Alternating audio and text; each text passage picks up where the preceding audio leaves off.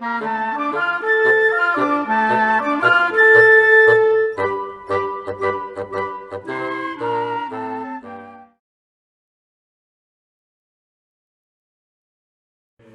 tenho mais de 10 anos que eu trabalho no mundo da paz, eu não sou mais estou afastado, porque eu tive um problema familiar e tive que retornar para a paz.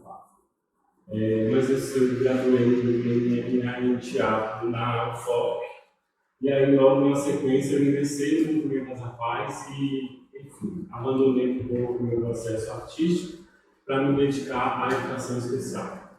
E aí, nesses 10 anos, eu fiz bastante coisa e passei por vários lugares. Fui diretor escolar, fui consultor técnico, representei o estado de Minas no Brasil, viajei com oficinas, com palestras sobre arte, sobre inclusão, sobre educação especial.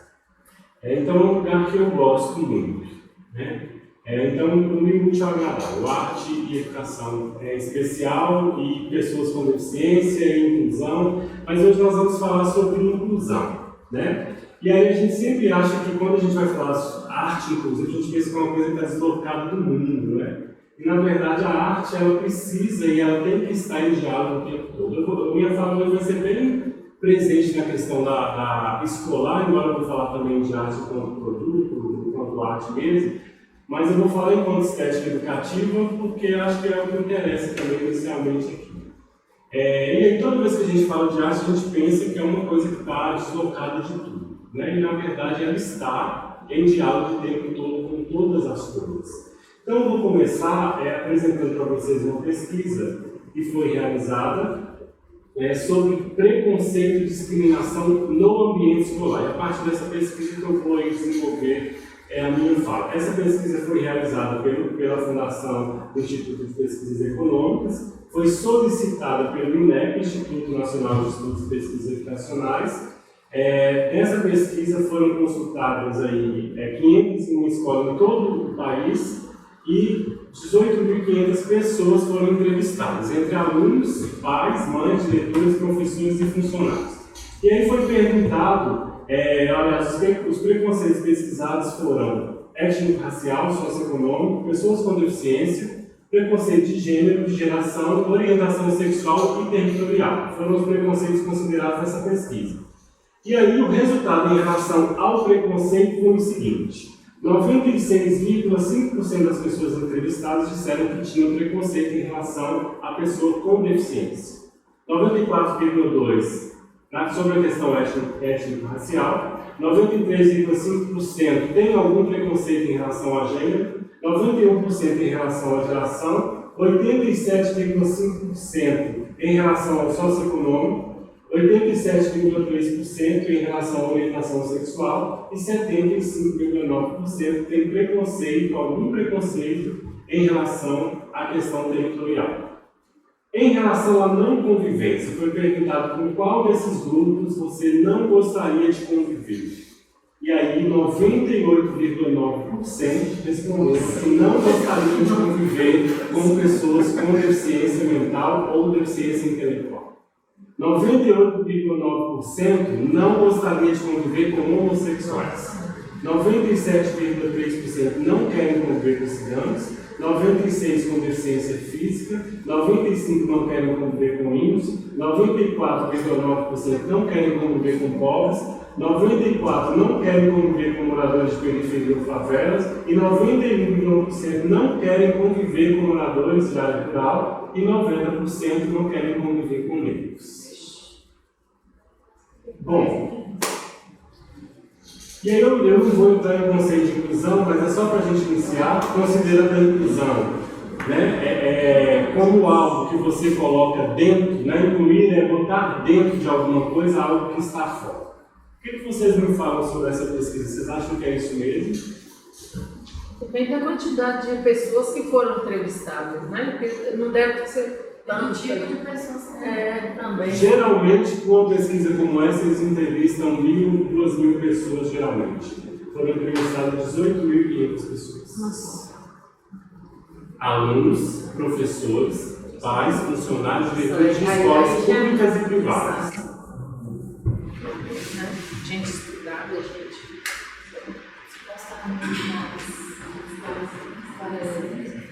Aí já é preocupante. Vocês acham que é isso mesmo? Eu acho que é. Eu tenho receio de acreditar nesses dados. Não, eu tenho que negar, né, acreditar nesses fatos. Mas, infelizmente, é possível, né? É uma realidade, né? E aí eu vou dizer para vocês, isso não é possível só, isso é uma realidade. Eu tive a oportunidade de conviver com várias escolas. Eu passei pela esfera da escola comum, da escola especial, da escola particular. E eu também fui aluno. E aí eu vou começar dizendo para vocês dessa experiência da escola como foi para mim. Péssima experiência. A escola para mim foi a pior coisa que aconteceu na minha vida. Porque eu era um menino negro, desengonçado, né? Tímido. E a escola para mim, ela não me acrescentou muita coisa além do básico que eu precisava. Foi um sofrimento. Porque a gente vive isso o tempo todo. A gente que tem alguma questão ou que está relacionado, né? Se você for pensar nas escolas públicas, que a grande maioria do público são essas pessoas, se você for pensar na escola especial, nas pessoas com deficiência, que a grande maioria, elas estão na zona rural, elas estão na periferia, elas são negras.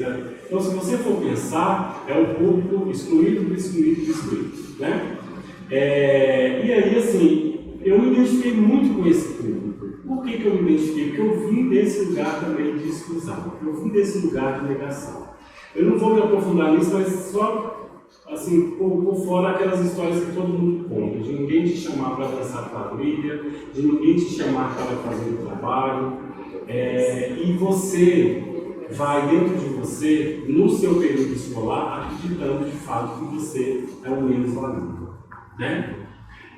Então eu não me senti incluído dentro da escola. Eu tinha dificuldade de aprendizagem, porque eu não vim inicialmente de uma família que o estudo naquele momento, assim, minha mãe era analfabeta, meu pai tinha instrução, mas trabalhava fora, então nós não tínhamos essa cultura inicialmente do estudo.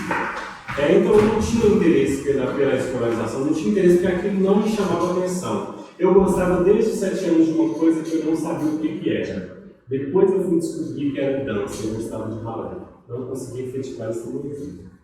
Eu não tinha contato, nós não tínhamos contato com isso. Depois eu descobri o teatro. O teatro foi me colocando no lugar e foi me libertando um pouco com isso. Mas isso é uma realidade. A gente, eu vivenciei essa realidade muito de perto.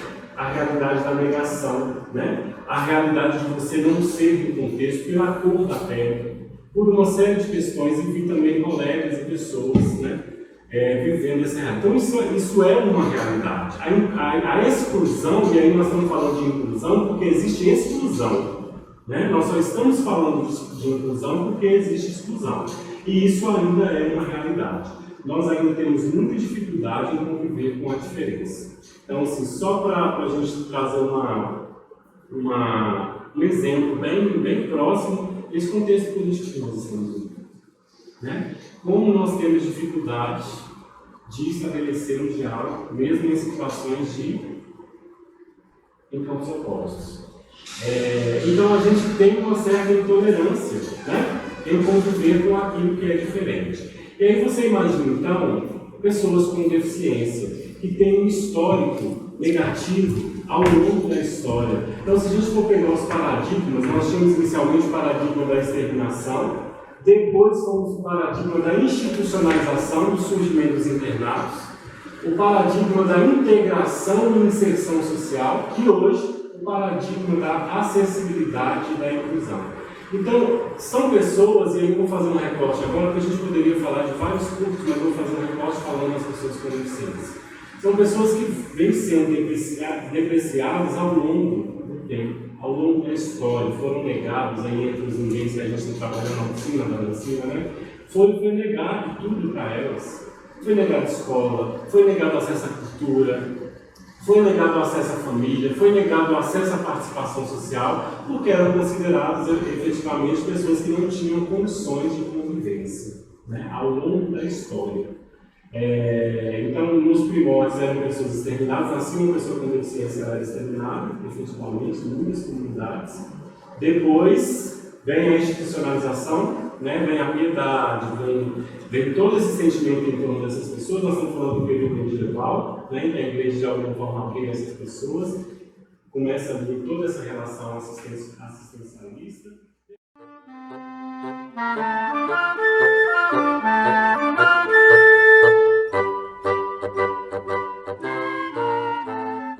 Vem o Pestalozzi, vem o Montessori e começa, enfim, a trabalhar com essas questões. E hoje, graças a Deus, nós estamos, e ao processo evolutivo, estamos nós falando de acessibilidade e inclusão.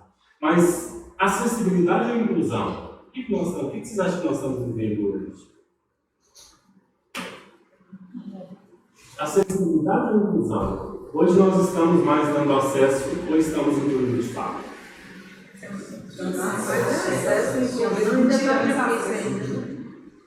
E às vezes o quê? Ao mesmo tempo, possibilitando de desinclusão nos acessos. Isso. Por quê? O que é o impeditivo? Falta de investimento e preparo, né? Falta de investimento, falta de preparo, o que mais? Eu acho que o discurso é muito bonito, a gente estava estudando sobre isso e fizemos uma entrevista, né? É como se fosse um debate com um representante da APAE de Brasília e São Paulo. A APAE de Brasília e uma moça do Ministério da Educação. Ministério da Educação e tal. O discurso dela era muito bonito, falando nós temos que incluir sim, que as escolas têm que receber sim, que existe a lei. Só que a moça da APAE falou, isso é lindo de discurso, porém, dar acesso não quer dizer incluir, porque as pessoas que convivem com pessoas que têm deficiência, elas não estão preparadas.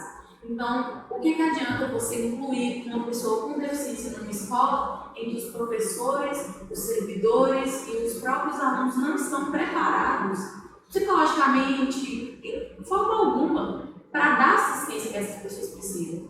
Tudo bem, tem que ter um professor especializado em Braille para estar com um aluno sério, mas até que ponto o professor que está ali na sala com os demais alunos, ele vai ter esse preparo? Ou que os alunos vão ter o preparo para conviver com essa pessoa de forma da inclusão, e não só de meu colega cego. É uma questão assim, o acesso é uma coisa, a inclusão é outra. A gente tem a condição de dar acessibilidade? Tem. Porém, o processo de inclusão ele é muito mais complexo que isso. E ele não existe efetivamente no Brasil. Existe em alguns lugares mais desenvolvidos, existe esse processo em andamento. Mas aqui, especificamente, raramente a gente vai conseguir ver uma escola que realmente tem essa condição de receber essas pessoas. Não só de ter uma rampa para cadeira de rodas, beleza, mas e as pessoas que estão ali? E o resto da acessibilidade e a inclusão? Realmente ela acontece? Eu acho difícil acreditar nisso. Então, duas coisas têm que ficar claras para a gente. Acessibilidade é uma coisa, inclusão é outra coisa. São duas coisas completamente diferentes. E aí eu vou dizer para vocês o que penso sobre isso. Inclusão é um sonho. Inclusão é um desejo. Inclusão não é um lugar. Inclusão é um lugar de passagem. Nós estamos muito mais acessibilizando do que fazendo inclusão. Porque a inclusão, ela depende de vários fatores. Mas ela depende do mais importante. O mais importante, que a Edilate citou, o desejo de querer conviver com o outro. E isso não tem governo. Isso a pesquisa já respondeu. Isso. A inclusão você pode, inclusive, acessibilizar todos os espaços possíveis.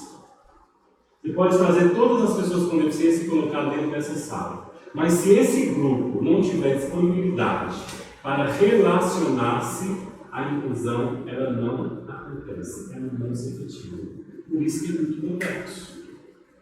Né? E aí, a gente pensa, vamos falar de escola, já entrando aí na questão. Quando a gente fala de arte, nós vamos formar aqui arte educadores e vamos para a escola. Esse é o contexto dado. E o que nós vamos fazer frente a isso? Nós viemos, recebemos informação, recebemos conhecimento, fomos munidos de várias ferramentas, e aí agora, nós vamos cair na escola. Ou vamos cair em qualquer outro lugar, porque hoje você forma, mas você não necessariamente precisa atuar na escola. Você atua em empresa, atua em vários lugares, né? Projetos e tal. Qual é o nosso papel frente à inclusão? Qual é o papel da arte frente à inclusão e qual é o papel de nós, arte educadores, dentro do contexto educacional? Qual é o nosso papel? O nosso papel seria limpo e seria perfeito. Porém, é igual você falou, é a mesma coisa da inclusão.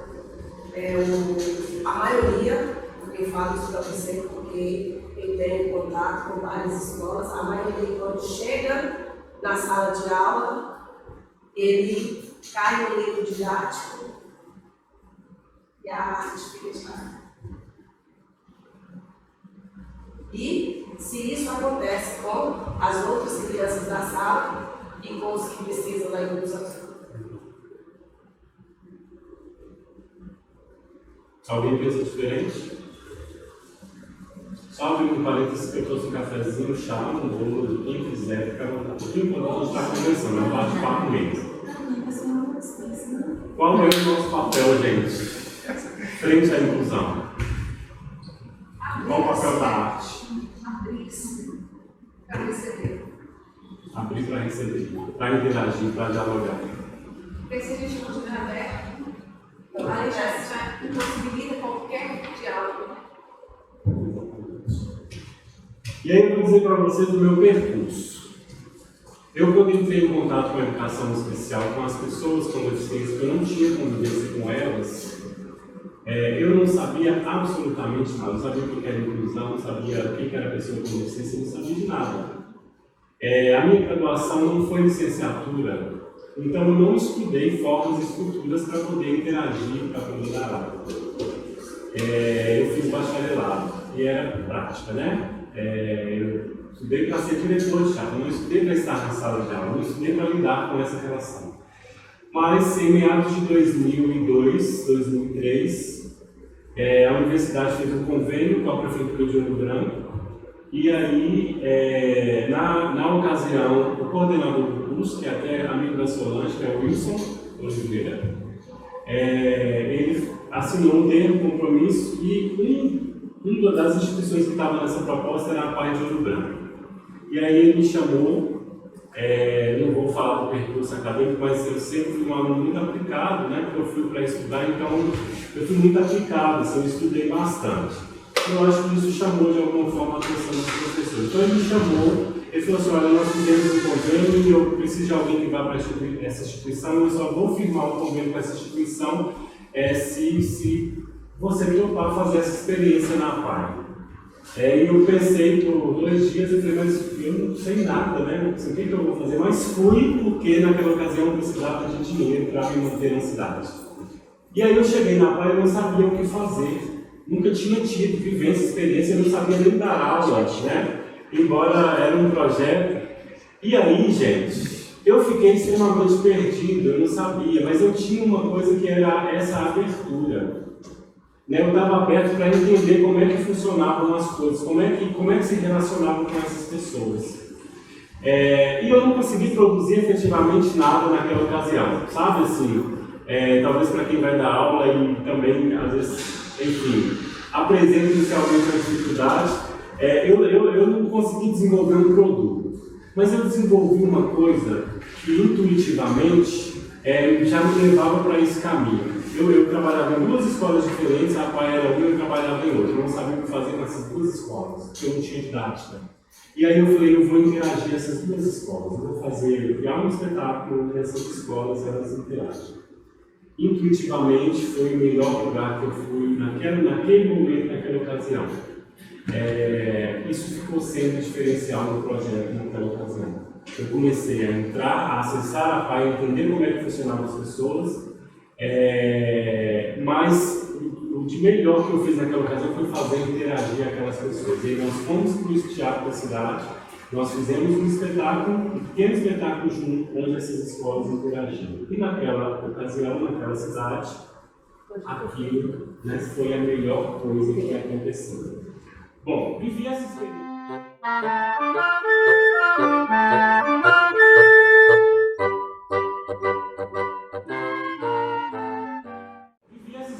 Na PAI de Ouro Branco. Depois eu, enfim, fui projeto, fui viver outras experiências, então o resultado concreto que eu fiz lá foi fazer essa interação, proporcionar essa interação. Nem chamo de inclusão, não foi inclusão, mas foi uma interação inicial que valeu muito a pena para os processos posteriores. Saindo de lá, eu formei, fui para Belo Horizonte, fiquei em Belo Horizonte 6 meses, depois vim para Montes Claros, e quando eu estava em Montes Claros um mês, um colega me ligou de Itabirito e falou: olha, eu assumi uma coordenação aqui agora, na prefeitura, e uma das propostas da prefeitura é a gente interagir com a PAI, e aí eu não conheço ninguém, a única pessoa que eu conheço que fez essa experiência na PAI é assim.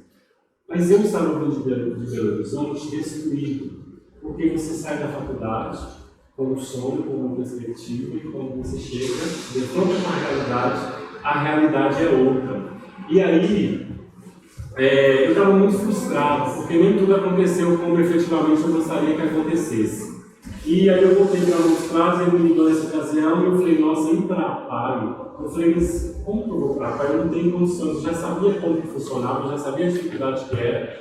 Eu falei: nossa, o que eu vou fazer lá? Porque eu não tenho nada para oferecer, né, naquela ocasião. Então eu precisava muito trabalhar, eu precisava muito fazer, né, sair de Montes Claros de novo e viver outras experiências. E aí eu topei, eu fui para Itabiri. E aí minha trajetória mesmo, como arte educador, e nesse movimento da arte na escola, começa nesse momento. Eu entrei na PAI, quando eu entrei, eu peguei um público muito comprometido mesmo. Eu peguei as deficiências mais complexas, né, os alunos com maior grau de complexidade, e aí eu fui estudar para tentar entender o que eu podia fazer. Eu já sabia que eu não podia mais fazer aquilo que eu tinha feito, não tinha surtido efeito, mas eu precisava fazer alguma coisa diferente que pudesse dialogar a arte com a escola e proporcionar, enfim, o aprendizado dessas pessoas. E aí, nesse contexto, a gente estava discutindo muito a arte e a educação na perspectiva da abordagem triangular, Animei Barbosa, né? E aí eu fui estudar isso, entender como é que isso funcionava, me debrucei sobre isso, e aí eu criei uma proposta para a PAI que chamava a PAI Arte Educadora. E aí nós vivemos uma experiência, efetivamente, eu vou passando rápido para vocês, a gente viveu uma experiência com arte, sabe? Bem efetiva. Eu sabia que eu não queria trabalhar em sala de aula com esses alunos, eu queria de fato promover uma prática que fosse inclusiva. E aí eu saí da comunidade, peguei um monte de voluntários, né? Conversei com pessoas, vi quem gostaria de se voluntariar, então eu consegui na época 12 voluntários, e aí eu montei um programa, e aí esses meninos passaram a ter um programa estruturado, passaram a ter aulas de teatro, aulas de música, aulas de circo, né? E dentro da instituição. Só que a instituição, ela era muito pequena, ela não comportava aula de arte. Isso é uma realidade que a gente vive, né? Quem está na escola sabe, não tem espaço, muitas vezes. Eu vi os meninos falando do conservatório, a realidade é a mesma.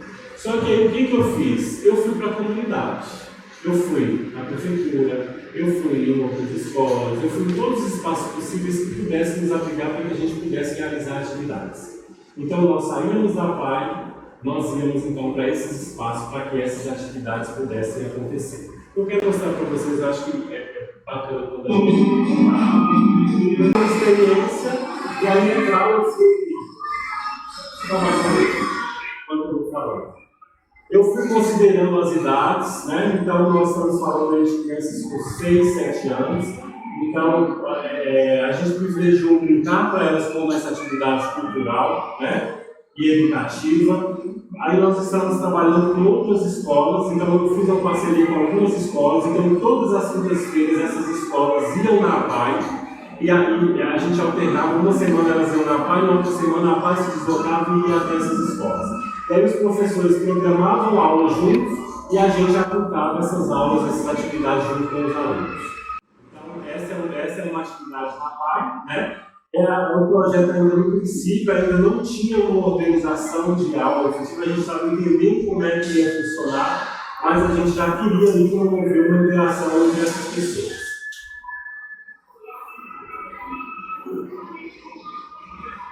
Proporcionar que elas estivessem em contato com os professores também, né? E aí elas dançavam junto, além de brincar, a gente criar um ambiente de brincar, elas também faziam a refeição junto. Algumas, inclusive, da escola comum tinham muita dificuldade em entrar no refeitório para lanchar, porque os nossos alunos lavavam muitas vezes, usavam lavador e eles ficavam com nojo. Então, as primeiras semanas eram sempre muito difíceis, porque eles tinham muita dificuldade para entrar. E os professores entravam com todo o trabalho, enfim, para que eles pudessem acontecer no grupo também. Então, é só uma amostra, nós não fazemos a apresentação, porque nós entramos num processo assim, de também educar a escola para entender o que é a arte e educação dentro do contexto escolar. Então, nós abrimos mão do produto e nós passamos a ter, no final de cada semestre, uma amostra de resultado das aulas. Então, cada professor é apresentado para os professores, né, para a escola em geral, para a PAI em geral, o que era feito dentro de uma aula de teatro dentro da PAI. Então, é só uma amostra. Esse é o professor, né, que na época era voluntário. E aí, toda a escola, no turno da manhã e da tarde, ela sentava para assistir, enfim, esses momentos. É bem longo, eu vou passar só trechos, é só para vocês terem uma ideia. Isso.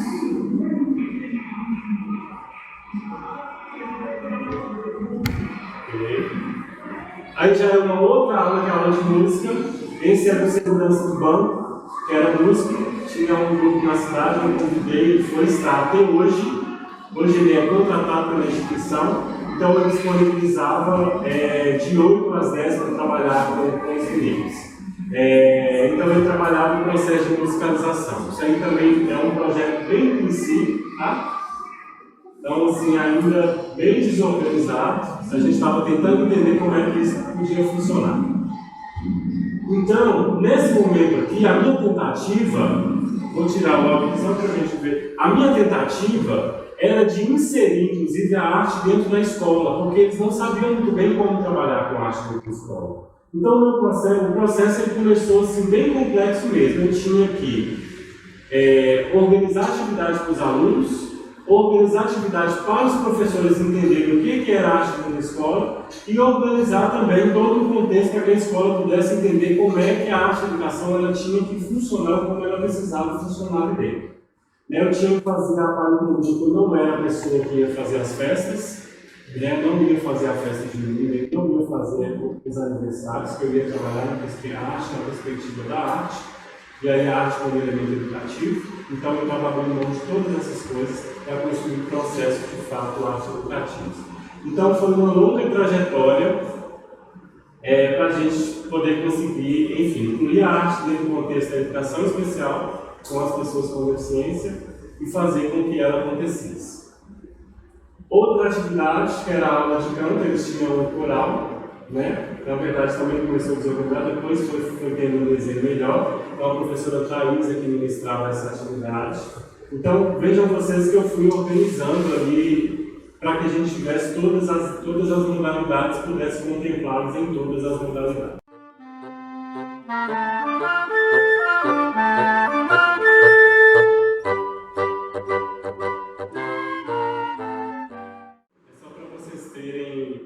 Uma visão maior.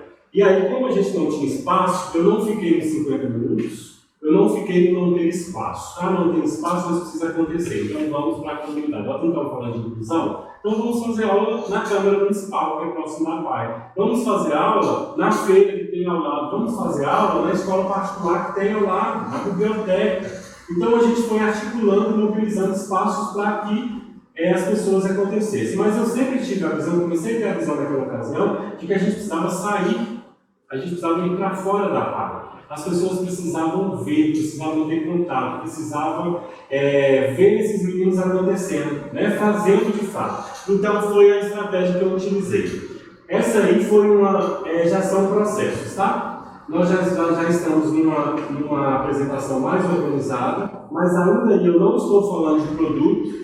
Então eu abri mão do figurino, abri mão de maquiagem, para que no evento da cidade, no evento regional, nós fomos convidados para apresentar e nós fomos com uma roupa informal. Porque nós não queríamos evidenciar ali a estética, A nossa estética ali era mostrar o que os alunos conseguiam fazer.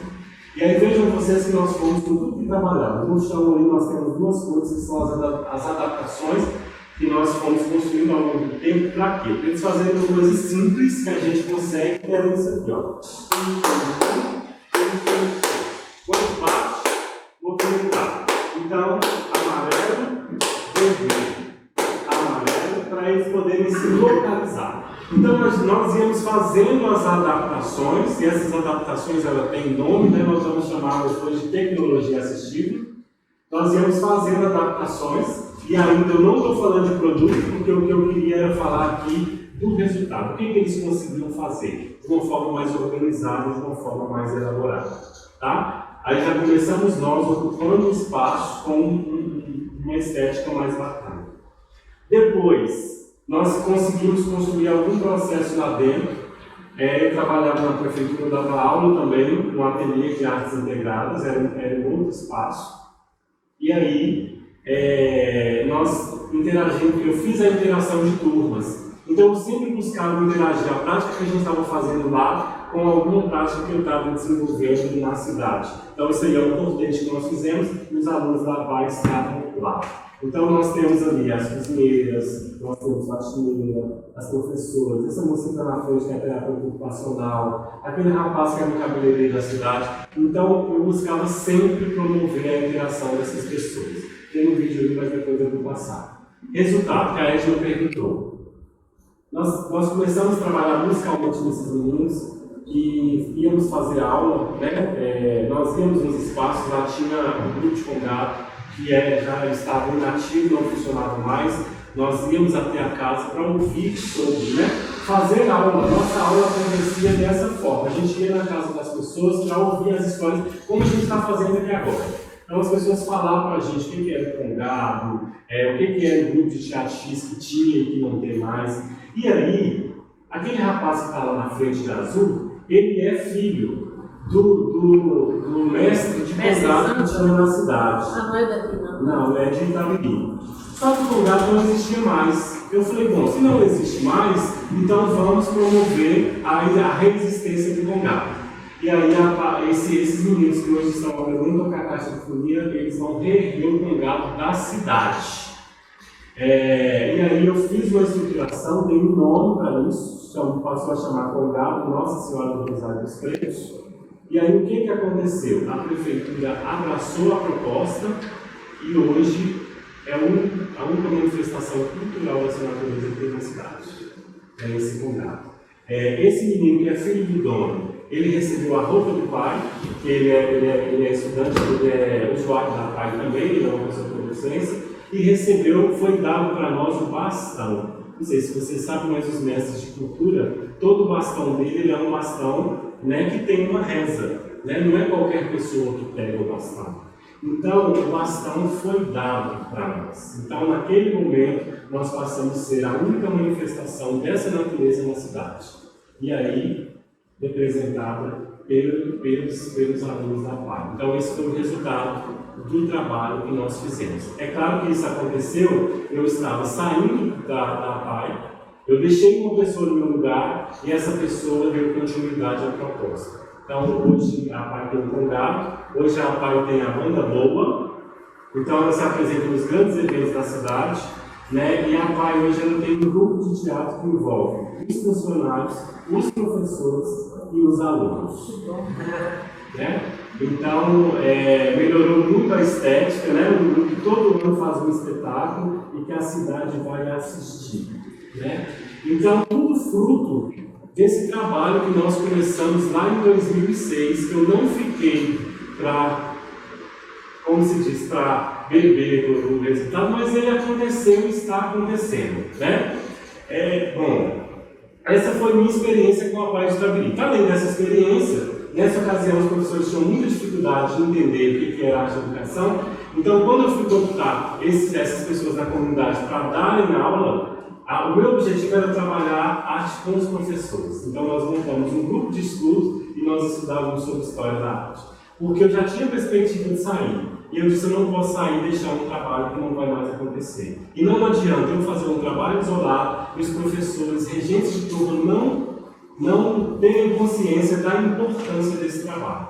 Então nós formamos um grupo, enquanto os meninos estavam tendo aula, eu estava trabalhando com os professores. História da arte, teatro, dança e outros aspectos. Hoje eles estão lá integrados no grupo de teatro, com o professor Davi, que é quem continua. Bom, essa proposta ela foi tão impactante porque mexeu tanto com a cidade, nós saímos sobre a quinta-feira, porque estavam perambulando pela cidade, a gente ia assistir espetáculo. Pela quinta-feira de manhã, quinta-feira à tarde, em outros dias, nós começamos a ocupar a cidade. E isso foi visto tão positivo que na época a Federação das APAES estava mudando a diretoria e estava procurando um coordenador de arte que tivesse o perfil que eles tivessem. Eu fui indicado. Eles já tinham escolhido a pessoa até, mas eu cheguei numa sexta-feira para fazer o processo seletivo. E aí eu fui selecionado e comecei a trabalhar na mesma hora. Eu tinha uma reunião no dia seguinte com 50 pessoas, que seriam as pessoas que eu ia coordenar a partir de então. E aí eu saí da APAES de Itabirito, e aí eu fui para a Federação das APAES do Estado. E aí na Federação eu integrei a equipe para ser coordenador do programa de arte, para pegar essa experiência que eu estava desenvolvendo na APAES de Itabirito, para aplicar na Federação das APAES. Aí nós começamos a trabalhar com uma oficina chamada Integralidade de Ações, onde nessa oficina eu falava da prática de arte, da arte e educação, falava da abordagem triangular, que era a base, e aí a nossa intenção era de que o Estado inteiro, de que as mais de 400 APAES elas pudessem começar a fazer a aplicação dessa proposta na sua unidade. Bom, e aí a coisa tomou outras proporções, porque eu já não estava pensando mais em termos de APAES, eu já estava pensando em termos de Estado. Já era uma proposta para o Estado. Então eu tinha a responsabilidade de coordenar pessoas e fazer com que isso acontecesse lá no Estado. E aí o que eu fiz? Eu levei a mesma prática. E aí nós víamos de uma realidade que nós temos, a federação ela tem um festival, a Movimento das APAES tem um festival, um dos festivais mais importantes que tem, que é o Festival Nossa Arte, onde cada unidade ela leva um trabalho, esse festival é competitivo. Ele tem etapas regional, estadual e nacional. Então as APAES se encontram nesse evento. E esse evento era muito complicado porque ele era muito competitivo, os professores competiam entre si. E aí os alunos pagavam um preço muito alto, porque os professores queriam sempre que os alunos ganhassem. Eu estava vindo com uma outra proposta. Eu estava falando de abordagem triangular. Eu estava falando de arte e educação. Eu estava falando de educação, da arte como proposta educativa. E aí pegar esse grupo, que já estava há 20 anos no movimento das APAES, 15 anos fazendo essa prática, foi muito difícil, mas foi um grande enfrentamento. E a partir desse enfrentamento, eu comecei a discutir com eles, não foi o produto, eu comecei a discutir aula, eu comecei a discutir como é que se faz, como é que se aplica, como é que se trabalha isso com os alunos. E aí nós começamos a compartilhar a nossa prática. Imagina, o estado inteiro, são 34 regionais, vindo gente de todas essas regionais, para a gente pôr cada um para ministrar uma aula, a gente discutia essa aula e ver de que forma a gente podia levar isso para as outras regiões. Olha que loucura naquele momento.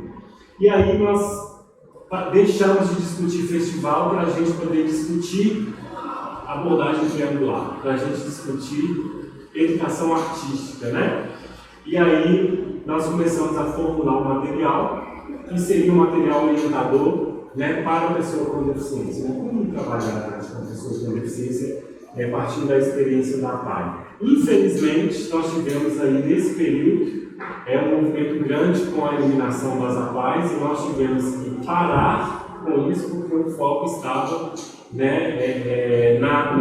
no encerramento das atividades escolares da APAES. O governo naquela ocasião queria efetivamente acabar com as escolas da APAES e nós ficamos muito voltados para isso. Mas qual que foi o resultado do que nós conseguimos? Nós conseguimos efetivamente mudar a lógica do festival. Nós começamos a levar processos inacabados, nós começamos a fazer dialogar com as APAES que já tinham grupos já estabelecidos, estruturados, que não queriam abrir mão disso, e nós passamos a dar mais qualidade, porque nós começamos a pensar sobre aquilo que estávamos fazendo, não só fazendo. Nós passamos a não contratar professores mais, mas formar os professores que nós tínhamos para trabalhar com essas atividades lá. Então, o nosso trabalho ele começou a ser mais qualitativo. E isso mudou a lógica de pensar a arte do movimento dessa paz nesse período. Tá? Mais pessoas tiveram acesso, porque tinha um público que também dentro da página era efetivamente excluído dessas atividades, porque como era uma mostra competitiva, aí então vamos levar os melhores, né? Essa era a lógica e essa era a ideia. E aí, com essa ideia de processo, nós mudamos um pouco essa lógica. E aí, o festival também mudou, porque nós colocamos no festival uma dinâmica da abordagem triangular. Então, nós passamos a dialogar o festival com as manifestações da cidade, porque o festival sempre acontece numa cidade do estado. Então, nós começamos a convidar as manifestações, o grupo de Congá que tinha, para poder interagir, outros grupos artísticos e outras experiências educacionais com pessoa com deficiência local. Então, nós começamos a ampliar um festival que era, naquele momento, só nosso. Era só nós que íamos, apresentávamos para nós mesmos, né? Solange já teve um festival que eu realizei em Montes Claros, Solange foi jurada, né? Nós fizemos um festival aqui, não teve público, éramos nós apresentando para nós mesmos. Eu falei, isso não é mais possível, nós precisamos trazer as pessoas. Então, nós precisamos romper com essa estrutura e precisamos chegar até elas. Então, começamos a fazer um cortejo. E era o primeiro cortejo que nós fizemos em São Lourenço, na cidade de São Lourenço. Nós reunimos quase 2.000 pessoas, fazendo um cortejo com os meninos da PAI caracterizados, enfim. Começamos a mudar a lógica do festival, para que a gente conseguisse ser o mais próximo daquilo que seria inclusivo.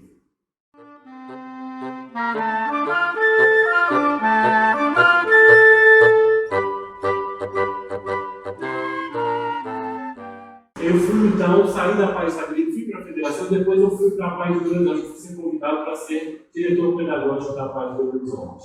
E aí na Paz do Belo Horizonte foi uma outra experiência, porque eu cheguei, já tinha um trabalho estruturado, mas os professores não tinham uma formação específica. Então o meu foco foi na formação de professores de arte. Então eu peguei os professores que tinham, aqui na Paz da de camisa vermelha era voluntária, era saúde mental. Os três que estão ali são músicos da cidade, que tinham trabalho na PAI. Então, a minha função nesse momento era pegar a abordagem triangular, destrinchar com essas pessoas e dizer, agora nós vamos organizar uma prática pautada nessa dinâmica. E, paralelo a isso, eu falei, eu preciso trabalhar aqui com os professores também, porque não adianta ter um professor de arte, dois professores de arte, e os professores e a gente não conseguirem entender a importância disso para os alunos, para o alunado. E aí, foi uma outra dinâmica também, porque eu comecei a trabalhar com os professores, História da Arte, Dança, Teatro, Performance, comecei, enfim, a aplicar, criei um projeto que chama Dança Palavra Ação. Vou mostrar para vocês os fragmentos também. Os professores do Estado, eles têm módulos, né, de formação, extra sala de aula, e aí eu botei todo mundo para discutir e para fazer e para apreciar. Então nós íamos assistir espetáculos, trazemos espetáculos para a PAI, e ao mesmo tempo eu trabalhava com os professores dentro das competências e conhecimentos e informações que eu tinha. Então muita gente travada, eu dizia, como vocês vão trabalhar com o aluno pouco se vocês são travados, vamos destravar, vamos dançar, né? Como que você vai querer que o aluno faça um movimento com festa junina se nem você consegue fazer? Então você percebe que muita gente com muita dificuldade, eu fui trabalhando o grupo, depois eu fui trabalhando individualmente cada um. Esses são os professores? São os professores regentes, não são os arte educadores, tá? E aí, essa história foi muito interessante, porque também nós começamos a mudar a nossa forma de pensar e fazer arte para esse público da PAI nesse período. Porque tudo que eles iam aplicar, eles tinham que fazer antes. Porque, primeiro, eu como diretor não dava conta de atender a demanda toda, dois professores de arte que eu tinha, nós tínhamos 400 alunos. Então os professores, eles tinham que saber. Para eles também darem uma continuidade, porque senão não conseguia nem inserir a arte dentro do processo. Então, foi uma outra construção, foi uma outra proposta para esses professores. Só para vocês terem uma dimensão, né, assim, da dimensão que isso tomou. Bom,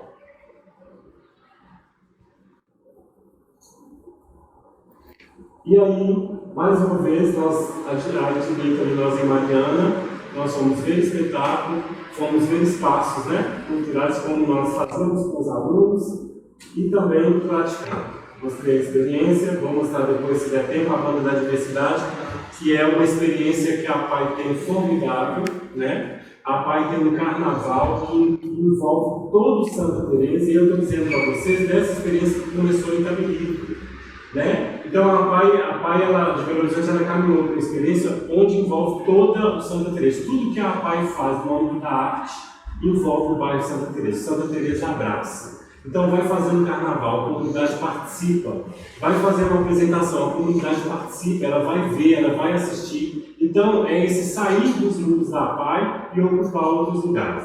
Só que isso não foi suficiente. As mães também tinham questões, as mães também tinham necessidades. Iniciei um projeto com as mães. Eu falei, as mães também precisam, né? Então vamos englobar todo mundo. Porque quando você pensa em inclusão, gente, por que eu estou mostrando isso? Quando você pensa em inclusão não é só pensar o sujeito. É pensar a dimensão, é pensar o todo. Porque o sujeito ele vem de um contexto, ele vem de uma realidade. Nós estamos falando de um público que socialmente ele não é favorecido. As famílias não são favorecidas. Então não adianta às vezes eu querer que ele desenvolva um aspecto ali, uma dimensão no aspecto da arte, se eu não trabalhar os inviabilizadores. A família é um inviabilizador nesse sentido. Se ela não tiver consciência da importância disso, a gente não consegue fazer progresso no horizonte e fazer intervenção urbana. A nossa questão era dizer, olha, nós somos destruídas também pelos filhos, mas nós somos visíveis. Nós estamos aqui presentes como mulheres. E aí elas levavam roupa, maquiagem, a gente se maquiava, e nós saímos pelas ruas de Belo Horizonte com uma placa mulher. E aí o resultado, o coletivo foi estruturado, e aí nós formamos também, né, um grupo com elas, e aí a nossa apresentação única, que depois eu não permaneci, foi uma cena teatral baseada numa história real, uma sua história, nós criamos a dramaturgia, e aí fizemos uma pequena encenação e fomos para apresentar no Seminário da Mulher. Depois, o diálogo efetivamente com a educação. Eu sou artista em primeira instância, então não tem como, eu vou entrar na educação, mas quando tiver algum problema eu não vou pensar como diretor escolar, vou pensar como artista, porque onde impera o artista entra, né? E aí nós tínhamos muitas dificuldades de todas as ordens. E aí eu falei, eu preciso colocar um pouco para poder os professores entenderem do que nós estamos falando. E eu fui performatizar. E aí eu fui vivenciar o corpo deficiente, para a gente poder depois discutir arte, instalação, performance, teatro. E aí começou a minha experiência na cadeira de roda, que desde 2013 eu vivencio. Eu queria entender, até por causa da dificuldade dos professores, com um grupo mais comprometido, eu queria entender como é que nós podíamos acessar essas pessoas. E aí eu fui para a cadeira de roda, porque eu como diretor não podia ir, mas eu como artista eu poderia ir. Então, como os professores tinham dificuldades, eu falei, vou entender, vou voltar da minha experiência e vou discutir com os professores, para que a gente consiga acessar os alunos. Desde 2012, eu faço essa experiência, a minha meta é ficar 24 horas, não consegui ainda, totalmente dependente, sem visão, sem audição, sem comunicação.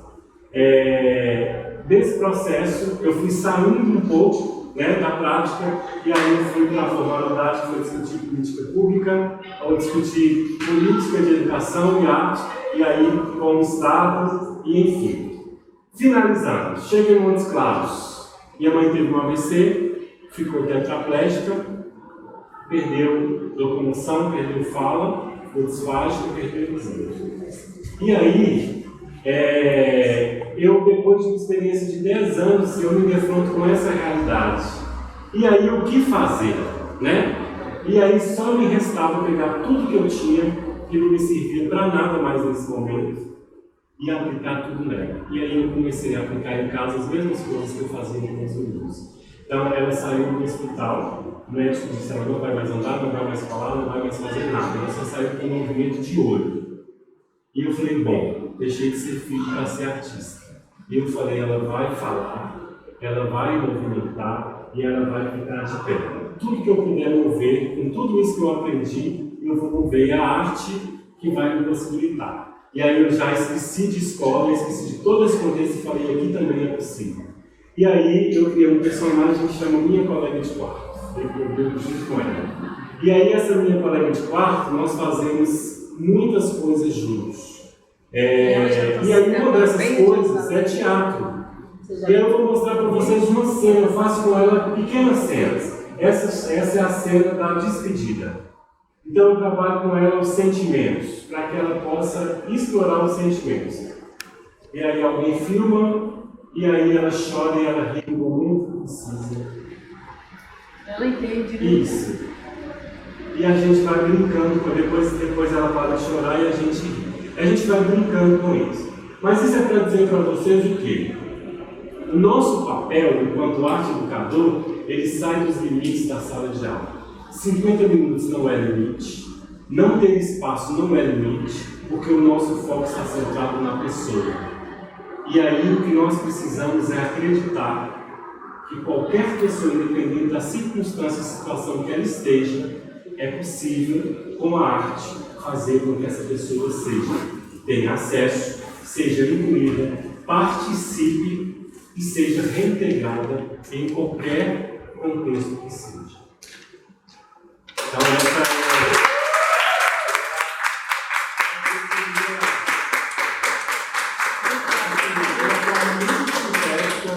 dizer dessa experiência. E dizer para vocês o seguinte: arte e pessoa com deficiência é um risco, que você corre ou não corre. Se você estiver disposto a correr, vai. Se não estiver disposto, volte.